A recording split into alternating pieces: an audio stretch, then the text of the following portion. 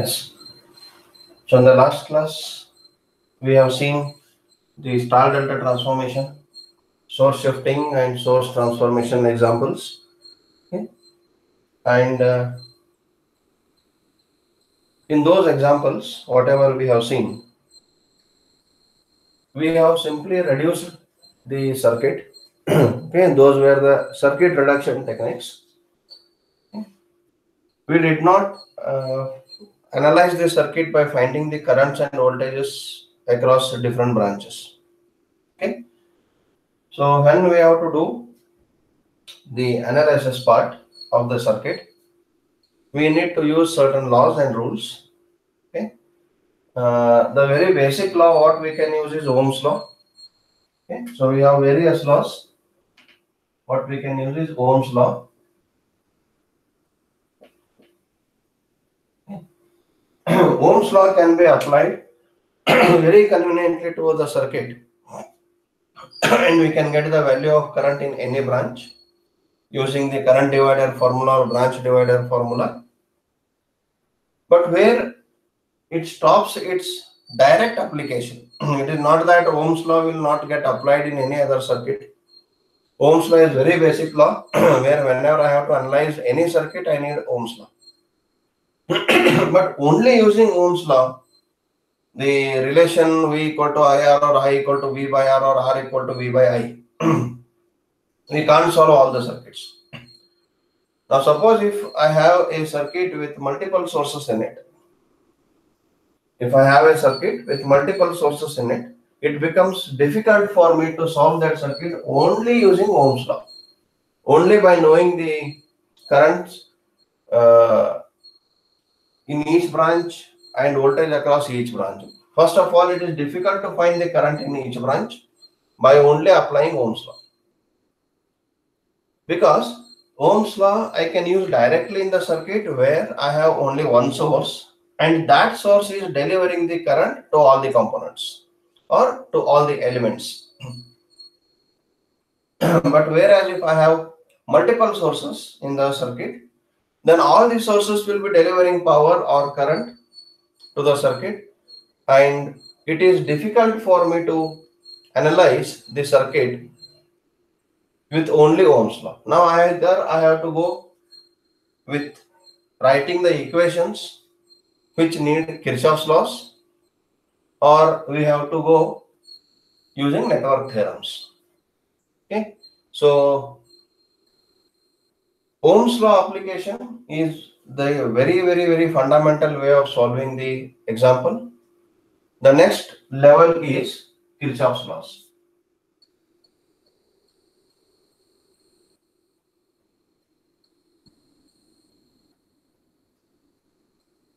So Kirchhoff's laws will help us to solve the circuit with multiple sources. Okay, Kirchhoff's laws will help us to solve the circuits with multiple sources in it. There also we apply Ohm's law, because when we write the equation, I have to take the voltage drop as the product of current and resistance. Therefore, that is nothing but my Ohm's law. But here it is slightly the next step of analysis, where in a large circuit where the number of loops will be more, number of sources may be multiple, in that case I can apply Kirchhoff's laws. Okay. Then to further, if the circuit complexity increases, I can apply the network theorems. Network theorems will help us to get the simplified way of circuit, and we can have better analysis using network theorems. Okay, so these are the various techniques of analysis. Okay, so what we have studied so far, you can observe the examples what we have solved. In some of the examples using star delta transformation, we calculated current in certain components, in certain branches or resistances, and you observe there the source is only one. Okay, we did not go through the multiple source circuits where I have to find the current in any branch. So in the next part of our study, we will go to Kirchhoff's laws and mesh current analysis. So next level is mesh current analysis.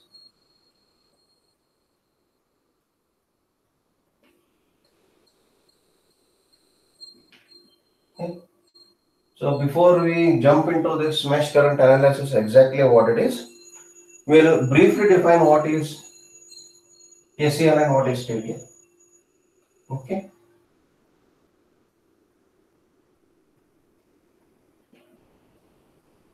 Kirchhoff's laws. So first is KCL. First comes is Kirchhoff's current law. Okay. When Kirchhoff's current law is satisfied at each node, then only properly I can write the KVL. Okay. Now what is KCL? Algebraic sum of all the currents at a node is 0. Okay. In any electric circuit, algebraic sum of all the currents at a node is 0. Okay. Second is KVL. I will not write the definition and all. This is already you know it. Okay, we will not put our time into this. What is KVL? In any electric circuit, in any closed path, see, there is no requirement, there is no need to by heart this statement and reproduce it as it is, what you studied in the previous years. If you have understood what it is exactly, then you can put these statements in your own words. Knowing the things is more important than memorizing it. Okay. So in KCL, we know that in any node, if you take any node or a junction, so there may be any currents, I1, I2, I3, I4, I5, I6. Okay. The algebraic sum of all the currents at this point or at this junction or at this node is 0. So at a node, current will not exist. It is 0. It has to enter that node and exit from somewhere else. So whenever I assign currents to any branches, any unknown branches where I wish to find out the currents, I should make sure that the current has at least one entry branch and one exit branch. Okay, there is no harm if I take I1 entering the node, I2 entering the node, I3, I4, I5 entering the node. If all 5 currents are entering the node, then at least I6 should be exiting the node. Or else it is not the proper way of assigning the current. Okay, so we must understand why KCL is important is current cannot stay at some point. Current has to flow. Current is kinetic energy. Okay, voltage is potential energy. If you want to have the analogy between kinetic and potential, voltage is potential energy, whereas current is kinetic energy. And we know that kinetic energy is dynamic in nature. It has to flow. So if all the currents will enter the node, if all 6 currents enter the node, then current has to stay here at the node, which is not true. Current will not stay. Current is what? Flow of charges. When I say it is flow, it has to have some path. Okay, it has to have some path. So therefore, KCL is very much important in our analysis. Okay, especially when we deal with branch current analysis, we should make sure that at each node the KCL is satisfied. What does KCL says? Sum of all the currents at a junction or a node is 0. If you go further, we'll get that all the sum of incoming branch is equals to sum of outgoing currents. Sum of incoming currents equal to sum of outgoing currents. Now suppose all the 5 currents are entering and only I6 is getting out.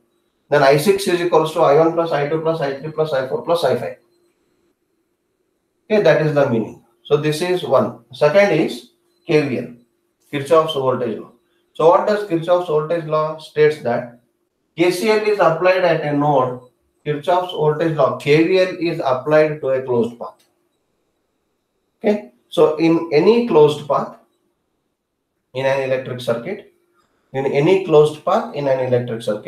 the algebraic sum of all the EMFs and voltage drops is 0. Okay. The algebraic sum of all the EMFs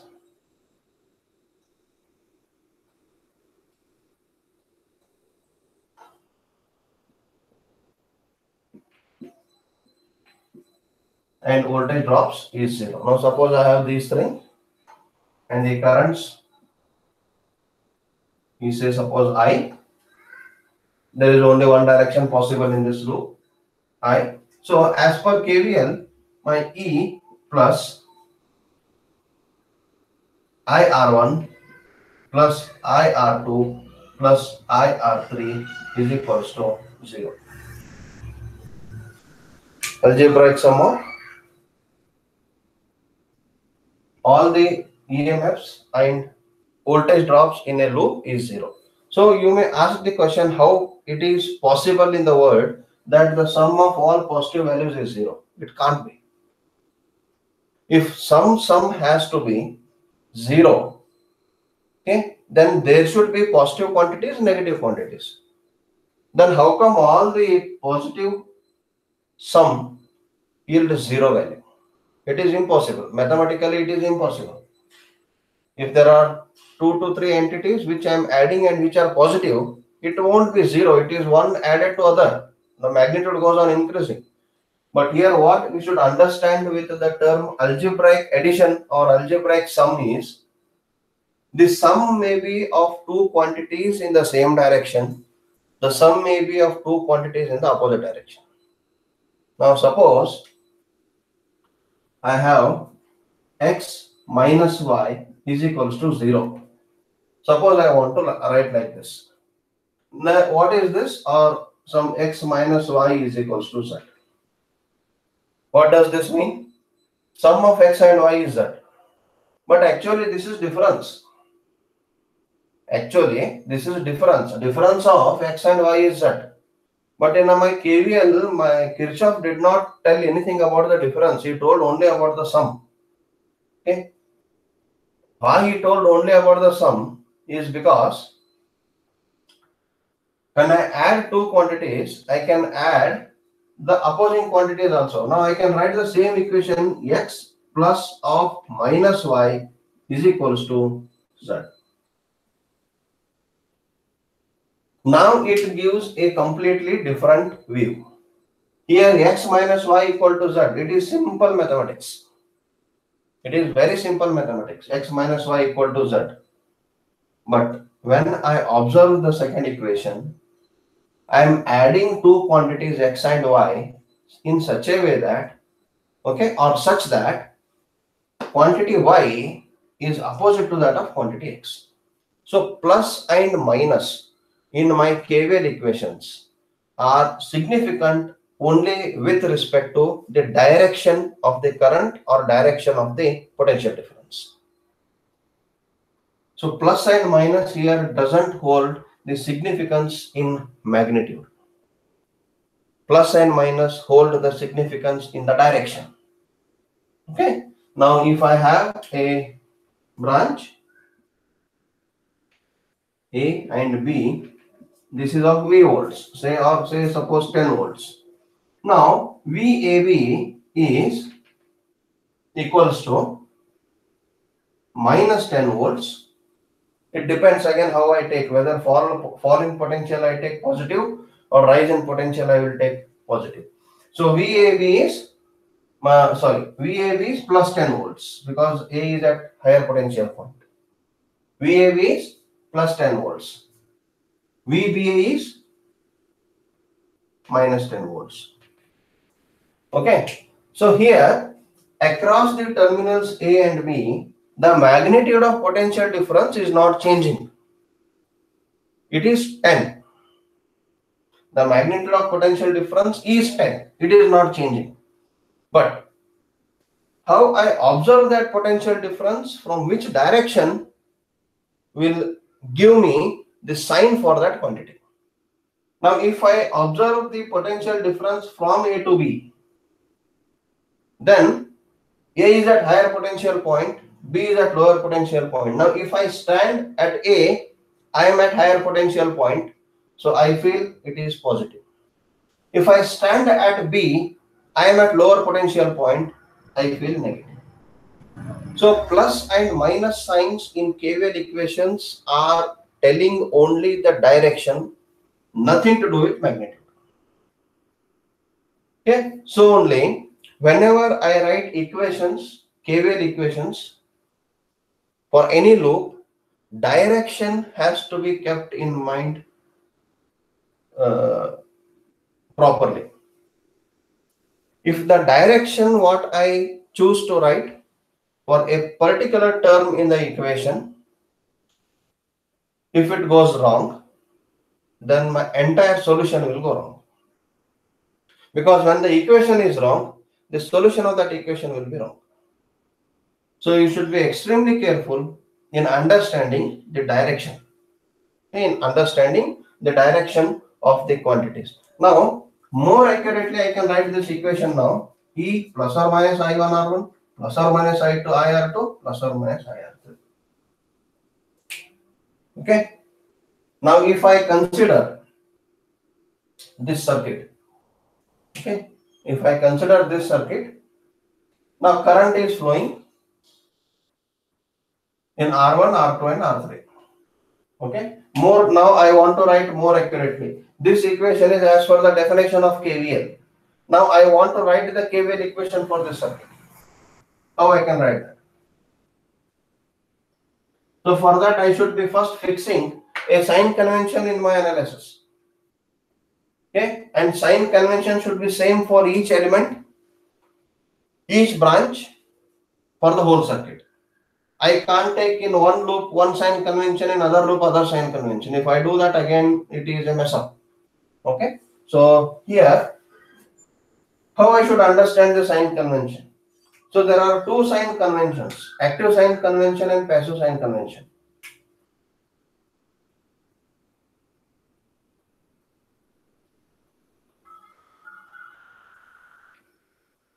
Okay. This is A, B, let this be X and Y. Now we know that this is plus and this is minus. Okay. What is active sign convention? The sign convention that is followed in active devices or active elements. What is active element? Active elements in my circuits are, you remember, sources. Okay, sources are active elements, whereas resistance, inductance, capacitance, these are passive elements. So the sign convention that I follow in sources is active sign convention. The sign convention that I follow in sink or resistance or passive elements is called passive sign convention. Now, what is the significance of active sign and passive sign convention is, in active sign convention, current will flow out of positive terminal. See, this is battery, current will flow out of battery, is it? We know this. Current will flow out of battery. So this is plus, this is minus. Now when the current flows through resistance, it always flow from higher potential point to lower potential point. Now this is the terminal of resistance. This is the terminal of resistance. When current has to flow from this terminal X to this terminal Y, it has to flow from higher potential point to lower potential point. So terminal X becomes higher potential point, terminal Y becomes lower potential point. So this is passive sign convention. That when current flows from the source, okay, the terminal from where the current is flowing out of the source is positive. Whereas when it is flowing in the passive component, the terminal into which the current is flowing is positive. See the difference. In the source, current is coming out of positive terminal. In the sink, current is flowing into the positive terminal. This is important convention you should remember. So this is called active sign convention.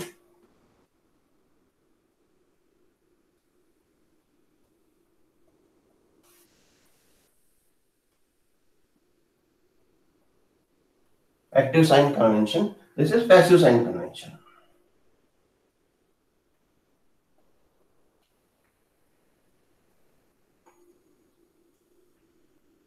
Okay? If you remember this much, okay, writing KVL equation is very simple, very, very simple. Okay. Now I will write the equation for this loop. So let this be plus. I know that. Now this is passive device. Current will flow into the positive terminal. Plus, minus. Now same current is flowing plus, minus. Same current is flowing plus, minus. Now I have assigned the signs. Now how to read it? That is second point. Is it? Now I know current flows into the positive terminal in the resistor. But now I have to read it. How I should read it? Whenever I am writing the equation, how I should take it? Now it depends on various aspects, or two things can be done. See, in any branch or across any element, when I trace the element from left to right or right to left, VAB is tracing element from right to left, VBA is tracing element from VAB left to right, VBA right to left. Now when I trace the branch from A to B, if the potential difference is taken positive, then from B to A it becomes negative. If I take A to be negative, then from B to A it becomes positive. Now what should be positive potential, what should be negative potential? First I should decide it. Okay. So in our entire analysis, we follow one thing, or I follow one thing, okay, that rise in potential, okay, is positive, fall in potential is negative. This is what I follow. You can take the opposite. Rise in potential, you can take negative.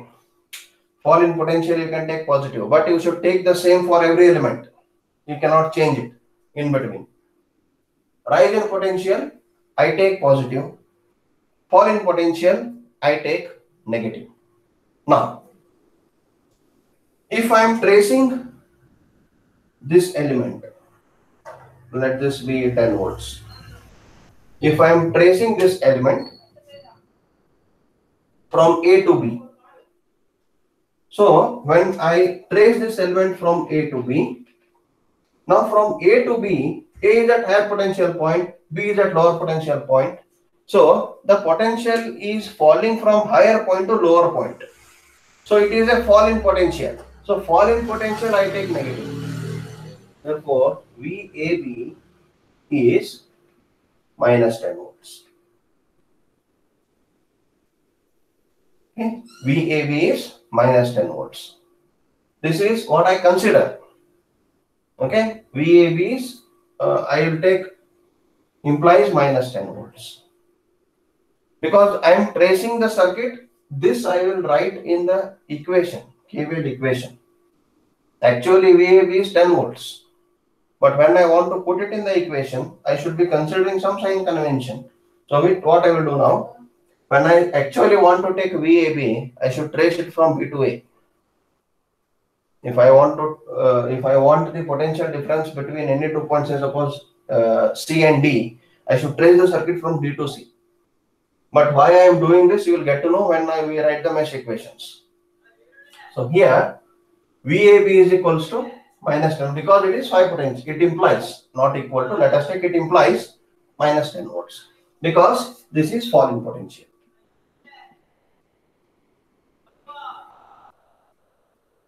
Now VBA implies, now B is at lower potential, A is at higher potential. Now when I am tracing the circuit from B to A, I am observing the potential is from 0 to 10 volts. So it is rising, rise in potential. I will take this as 10 volts.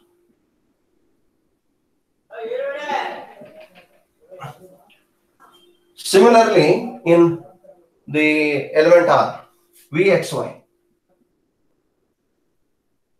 implies.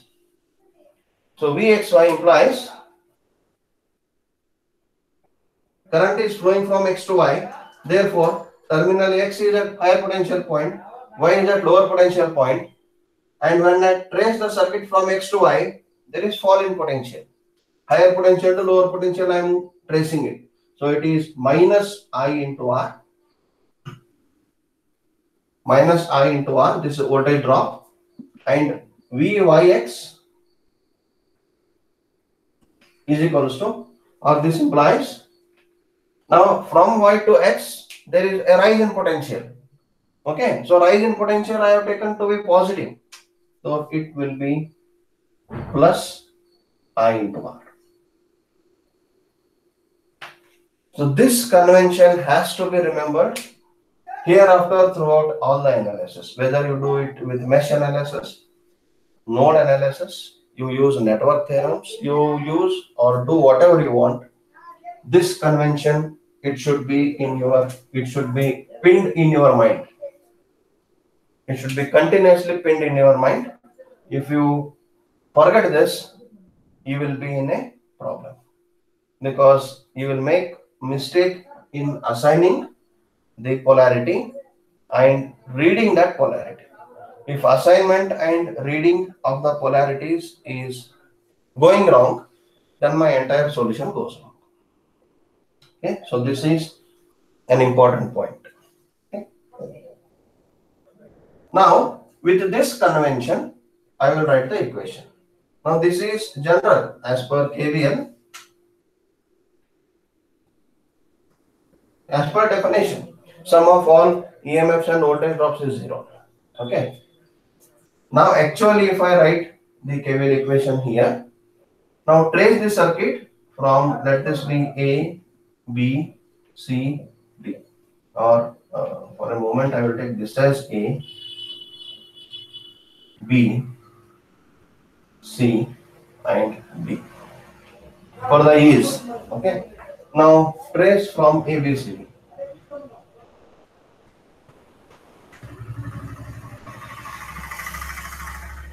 This is a loop. Okay, one complete loop. Now, what is the equation? From A to B, there is a rise in potential. Across element E of EMF source, there is a rise in potential. So A to B plus E, B to C. It is a fall in potential. Okay. Now the current flowing through R1 is I.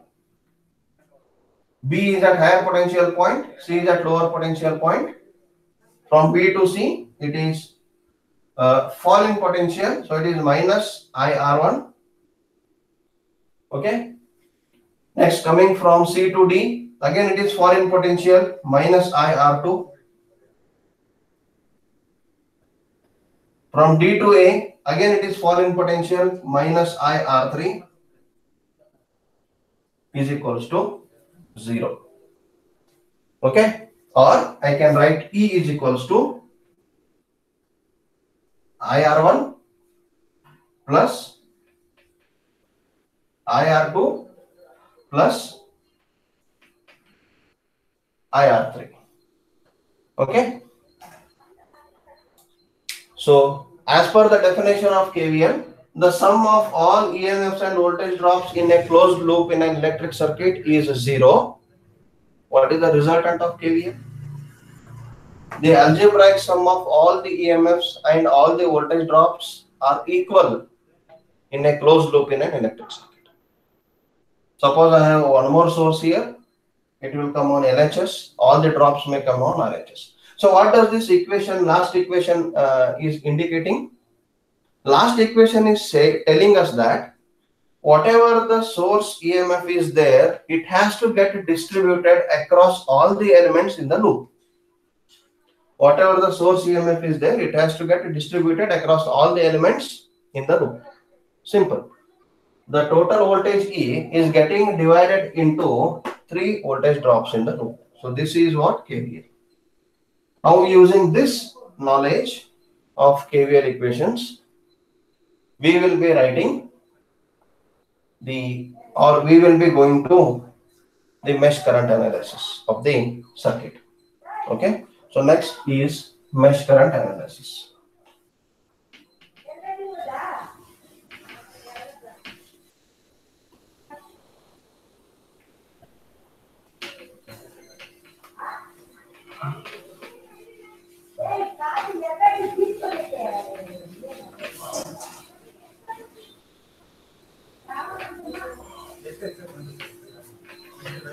So when I can apply mesh current analysis? Mesh current analysis can be done only to planar circuits.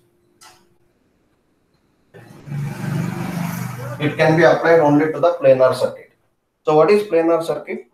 Planar circuit is one in which the branches are not crossing each other. That is called planar circuit. Okay, so the planar circuit is one into which the branches are not crossing each other. If there are crossing branches, I can't apply mesh current analysis. I have to go for node voltage analysis. Okay, that will be easy there. So I can apply mesh current analysis only in the planar circuit. Okay. Now first I should be knowing what is mesh. There is a small difference between a loop and the mesh. Loop, mesh. Loop is closed path.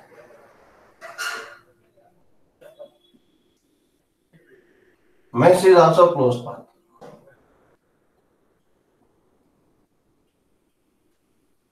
So one it is sure, loop is a closed path, mesh is also a closed path. So for example, for understanding, I will draw a small circuit here.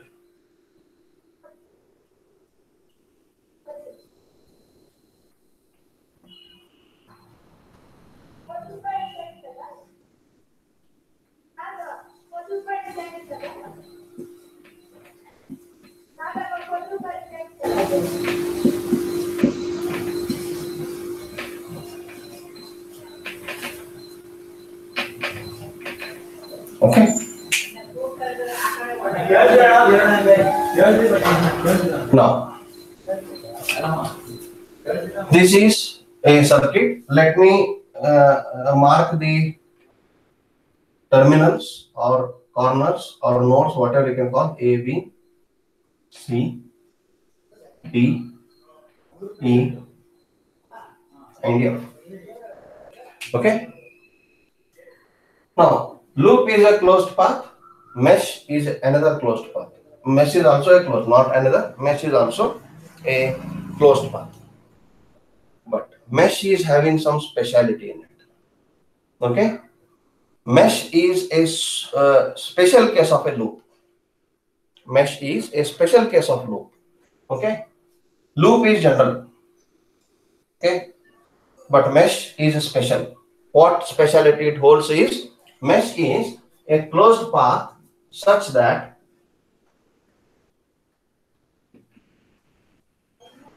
there is no another closed path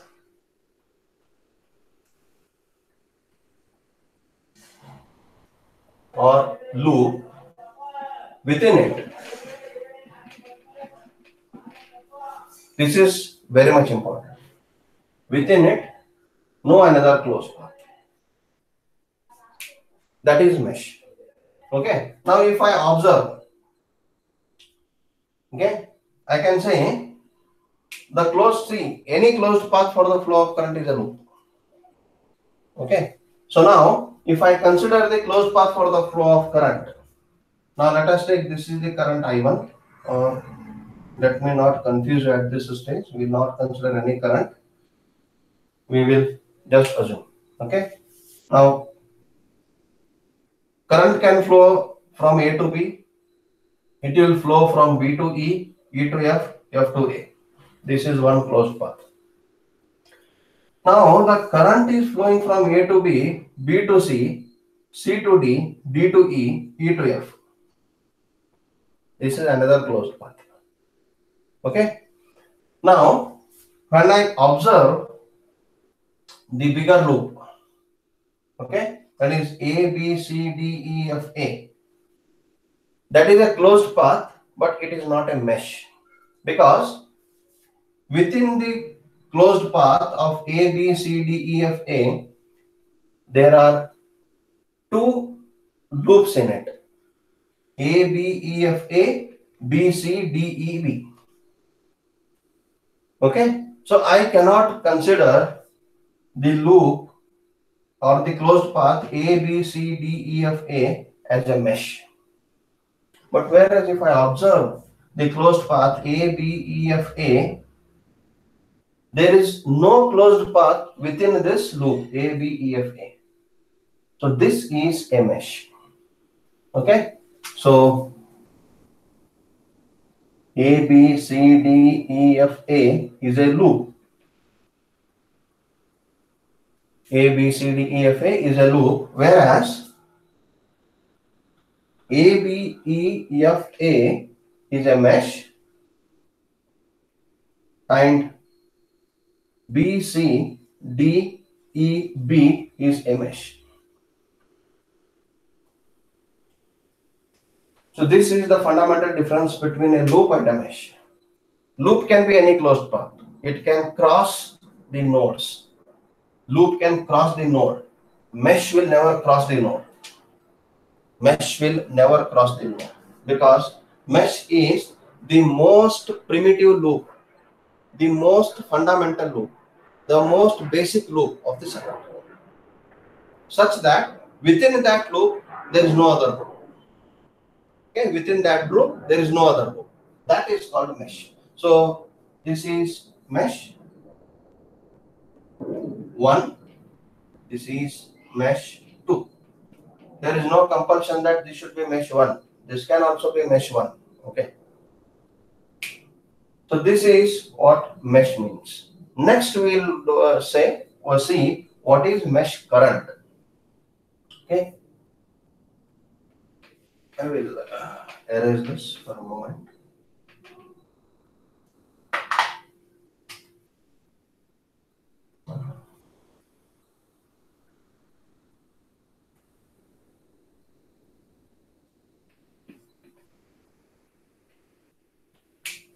Mesh current. Now what is mesh current? Obviously the current in the mesh. Okay. The current flowing in that mesh is called mesh current. How that should be? Mesh current is current flowing in all elements, okay, all elements in the periphery of the mesh. This mesh is having its periphery. Okay, you can observe it is having its, you can call it as periphery, perimeter. Okay, anything you can call it as. Okay, elements in the periphery of the mesh. Okay, without crossing, this is very much important. Without crossing any node, without crossing any node. So mesh current is restricted to flow only in this mesh.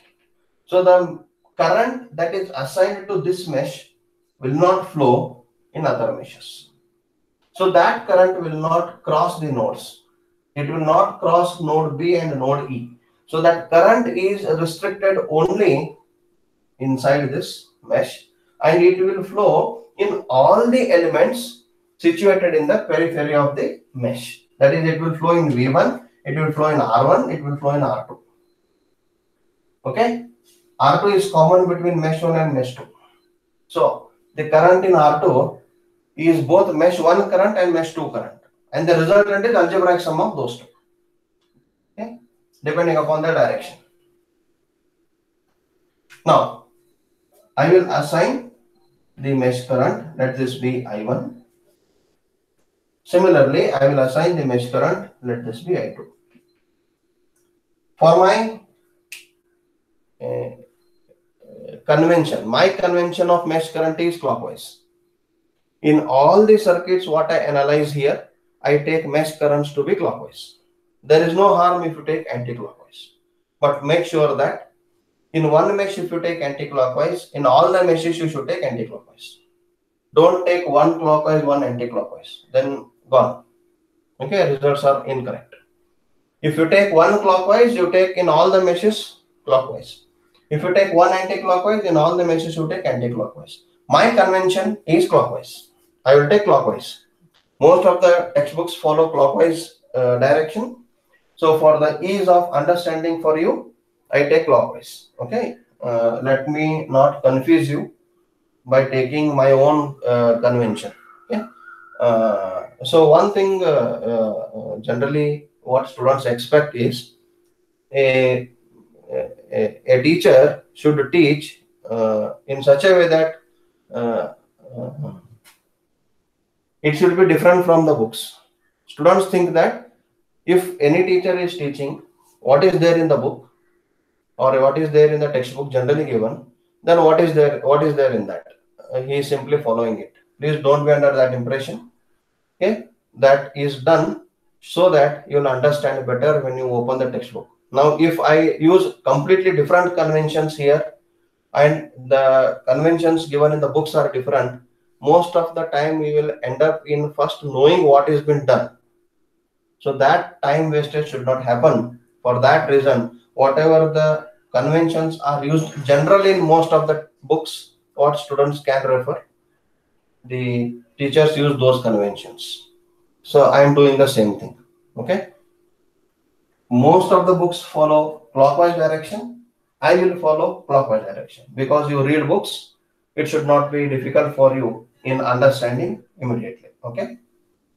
So my mesh current direction is always clockwise hereafter. Okay. Now these two are mesh currents. Now I have to write the mesh equations now.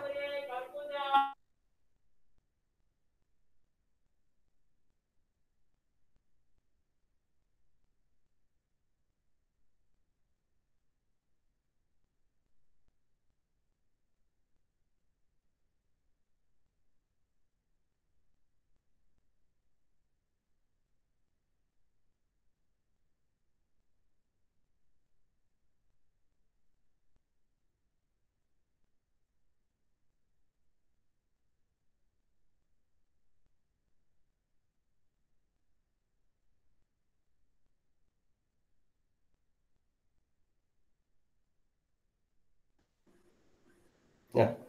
So there was a loss of connection. Now, once I fix the direction of mesh current, now I should assign the active and passive polarities. Active polarities I need not to assign, they come naturally. Okay. Plus, minus, we know. Okay. Now, the current I1 is flowing through R1 from terminal A to B, and I know that when current flows through passive device, it will flow from higher potential point to lower potential point. So therefore, this becomes plus, this becomes minus. Current I1 is flowing through R2. Current I1 is flowing through R2 from B to E. So terminal B becomes positive, terminal E becomes negative. Okay. Current I2 is flowing through, or this is minus, this is plus. That is a natural sign convention. Current I2 is flowing through R4 from D to E. Therefore, D becomes positive, E becomes negative. Now observe the current I2 is flowing through R2 also. It is not only I1 flowing through R2, it is I2 is also flowing through R2. Now what should be the sign convention?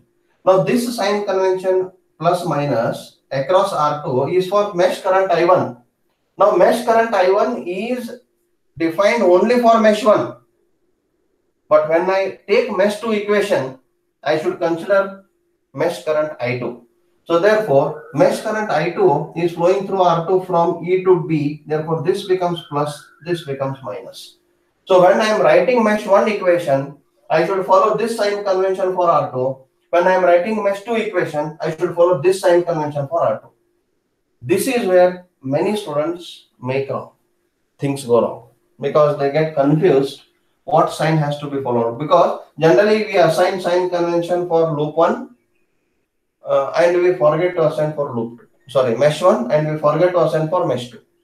We follow the same kind sign convention as of mesh 1 in mesh 2, then that mesh equation becomes mesh equation. The equation get messed up. Then the solution will be obviously incorrect. Okay, so sign convention for mesh currents is there in a common element only in that mesh. Okay, so for this mesh, sign convention is B at positive, E at negative. For second mesh, sign convention for R2 is E as positive, B at negative. So this has to be followed. Now with this sign convention, now same current I2 is flowing through R3. This is plus, this is minus. Now I will write mesh equations. These are general equations. I will write mesh equations. So mesh equation for mesh 1, KVL equation for mesh 1. Don't hesitate to mark the nodes, mark the polarities, then write equations. Most of the time students do mistake. Okay. Without writing the sign convention, you people try to write the equations. If you are very good enough in knowing the sign convention mentally and writing it, it is good. But generally, even if you make the slightest mistake in taking one polarity in the equation, complete solution goes wrong, because the coefficient of one current will be incorrect. Definitely the value of current will be incorrect. Okay, so my suggestion is, any number of times you solve any example, mark the polarities. You are safe. Okay. Now, KVL for mesh 1. KVL for mesh 1. That is A, B, E of A. Now, when I am taking mesh A, B, E, F, I will start from A only. Yeah, current flowing to R1 through R1 is I1. From A to B, you take it from A to B. There is a fall in potential, is it? From A to B, there is fall in potential. So therefore, it is minus I1 R1, minus I1 R1. Now come to this common quantity R2. Now in R2, current I1 is also flowing, current I2 is also flowing. Now because I am considering mesh 1, I observe current I2 is flowing opposite to that of I1. Therefore, I will write, okay, I will write minus R2 into I2 is flowing opposite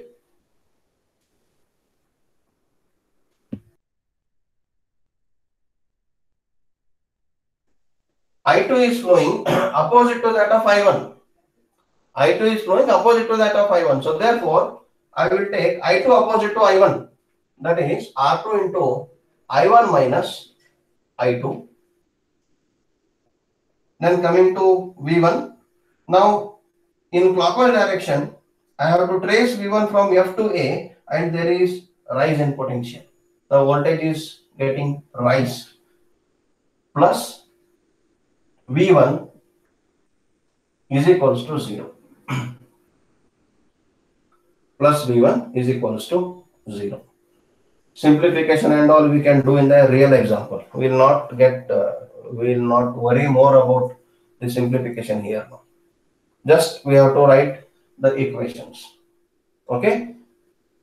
So observe with this convention, minus I1 R1 because it is fall in potential in clockwise direction, minus I1 minus I2 into R2. Why I1 minus I2? Because I2 is opposing I1. Now I am considering I1 in mesh 1. I am in mesh 1. So mesh 2 is opposite to me in mesh 1. Now when I go to mesh 2, I will see what will happen there. Okay. Then tracing the voltage source from F to A in clockwise, it is rise in potential. So therefore I have taken it as plus. Next is KVL for mesh 2, BCDEB. Okay, BCDEB. Now trace this mesh 2 in clockwise direction.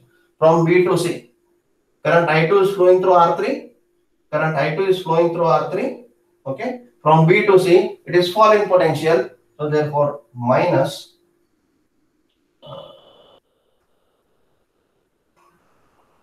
R3 into I2. I2 into R3 will also do. Okay.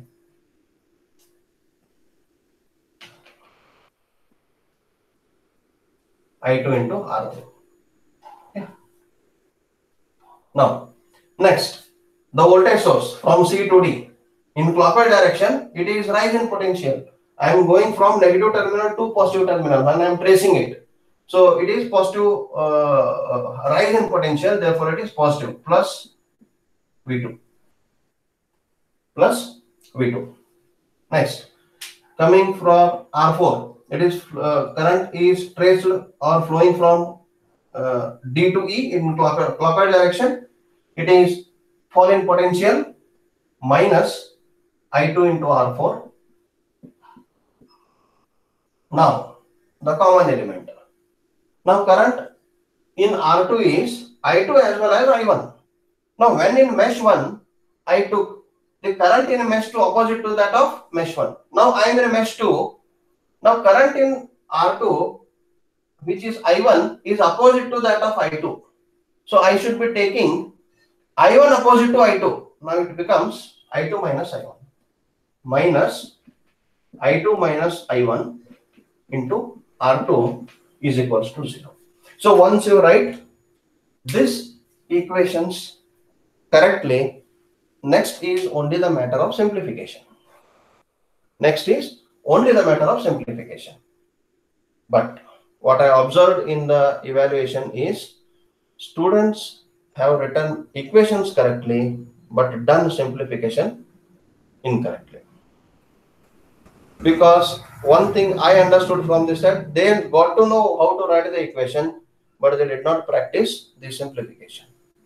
So practicing simplification is, or practicing the solution is more important, okay, and equally it is important in understanding the solution. Okay, so this is how we are getting the mesh equations for any given circuit when I have to do mesh analysis. Okay, so please go through this once again today. Hope you have my notes, previous semester notes you have along with you. Okay, if not, anyway, I will be sharing the video just within an hour. That is the reason why I am sharing the video immediately after the class. The moment I get this video downloaded from the Google Meet, I will be sharing it to you immediately by uploading it in my YouTube channel. Okay, so follow that YouTube channel, you will get all the videos. Okay, even in that video there are basic electrical lectures. If you have any doubts in the basic electrical concepts, you can go through that. Okay, the lectures are starting from module 2. Module 1 is not there in that because last semester module 1 already it was taken in the actual classes, and module 2 when started, the lockdown started and we had to take the online classes. So what are online classes we have taken, all are there uploaded in the my YouTube channel. Okay, you can go through that. You please go through this lecture once again because this lecture is extremely important in understanding all the further concepts, because it covers polarities, sign conventions, and mesh analysis. Okay, so in the next class we will be looking into the examples using mesh analysis of the circuits using mesh analysis technique. Okay, so we'll end it. Okay, we'll close now. We'll join in the